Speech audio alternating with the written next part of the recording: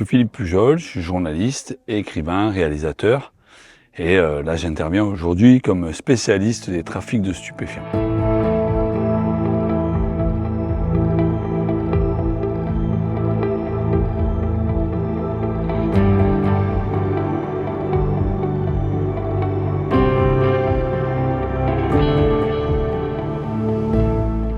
Depuis que le banditisme existe, en milliers d'années, c'est toujours des jeunes de 13, 14, 15, 16 qui tombent dans le banditisme. Toujours, toujours, toujours. Moi, je vous explique pourquoi quand on y va, on est foutu. Ça peut aller jusqu'à la torture, ça peut aller jusqu'à la séquestration, ça peut aller jusqu'à la mort. Évidemment, au fur et à mesure qu'on monte les problèmes, il y a de moins en moins de monde concerné. Toujours est-il que ça peut aller jusque-là. La certitude, c'est que tu perdras ton temps. C'est à votre âge où le réseau a besoin de vous. Et il a besoin de vous parce qu'il vous paye mal. Et après, il ne vous paye plus. Et après, il vous endette. Ça se fait en 3 étapes. Il va chercher les vulnérabilités. Alors, on est tous vulnérables. Il n'y a pas de personnes qui ne sont pas vulnérables. Vulnérable, c'est une faiblesse qui s'exploite. Éviter les risques, éviter l'engrenage, éviter les dérives, parce qu'il y a de plus en plus, il y a les réseaux sociaux, il y a la prostitution, il y a plein de dérives qui sont la violence, la prise de drogue, toutes les prises de risques en général, en fait. Tous les jours dans la presse, tous les jours. Des enfants qui sont arrêtés, 18, 19 ans, 15, 20, 22, trafic de cocaïne.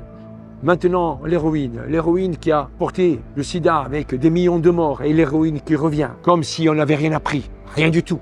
En Corse, on ne dit pas que nos enfants sont des voyous, mais on a honte, beaucoup honte. Et parce qu'en Corse, on cache tout et que le sport national, après le football, c'est le déni. Au début, on va te payer.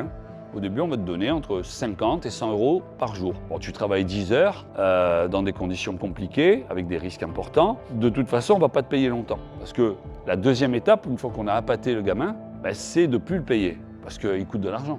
Donc au début, tu vas avoir la belle vie en apparence. Ça peut durer 1 mois ou 2. Puis après, on va te créer un endettement. Et puis de cette dette, après, tu vas être obligé parfois d'accomplir des choses que tu ne veux pas accomplir. Faire des missions que tu ne veux pas faire, voire jusqu'à de la violence. Si tu ne veux pas, ça va mal finir pour toi ou pour tes proches, donc pression sur les proches, pression physique sur toi. On va faire monter en grade un gamin. On va lui dire, toi, aujourd'hui, tu vas être collecteur. Collecteur, c'est un poste un peu valorisé, où tu as un gamin qui va aller le soir récupérer l'argent à chaque point de vente. Et en fait, le lendemain, quand tu arrives, on te dit, oh frérot, il manque 2000 euros là. Il y a un trou. Et là, on t'a fait un faux trou. C'est-à-dire, on t'a inventé une dette. Mais toi, avec tes 14-15 ans, ta dette, tu vas la garder. Et tu vas travailler gratuitement pour rembourser la dette. Et là, ça peut durer très longtemps. Il a l'intuition du problème de toute façon. Il sent bien que ça tourne mal. Il sent bien qu'il s'est fait avoir ou qu'il a cru à quelque chose. Et en fait, il faut arrêter cette mécanique qui fait que quand tu as une mauvaise décision, tu en prends une autre derrière pour la justifier. Quand on fait une connerie, on fait une autre connerie derrière pour amoindrir la première connerie. Ce qu'il faut faire, c'est arrêter l'escalade de l'embrouille et pour un mineur, aller vers un adulte référent au plus vite. L'idée nous est venue un petit peu comme ça, de déconstruire justement toutes ces idées reçues pour permettre aux jeunes, justement à l'âge un petit peu charnière, où c'est là où souvent il y a des bascules vers ce monde-là, justement ça permet qu'ils soient informés en tout cas, qu'ils réfléchissent un petit peu, qu'ils pèsent un petit peu le pour et le contre et qu'ils prennent conscience aussi des dangers. Et il nous est apparu vraiment comme la personne la plus adaptée justement pour que les élèves réceptionnent le message qui leur permette d'éviter peut-être de tomber là-dedans. Sur l'année 2024, on a 450 enfants qui auront bénéficié de ce suivi de par la direction de la réussite éducative. Donc on est au plus proche de nos jeunes dans leur quotidien pour justement les prévenir, les sensibiliser sur ces phénomènes qui viennent compliquer la vie au quotidien dans nos quartiers. Et la culture, ça sauve les gens.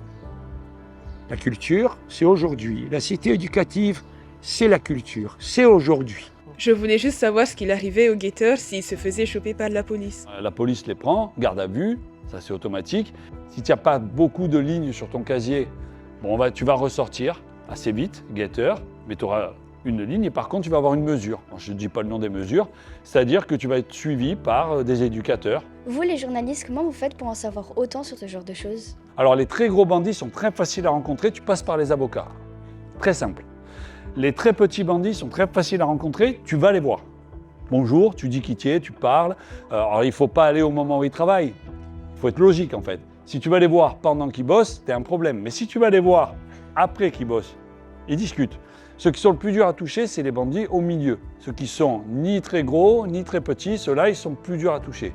Et là, tu passes par... tu gagnes la confiance petit à petit. Alors moi, comment je gagne la confiance? Moi, je pars du principe que je suis pas policier et ce que j'écris n'est pas là pour faire interpeller quelqu'un.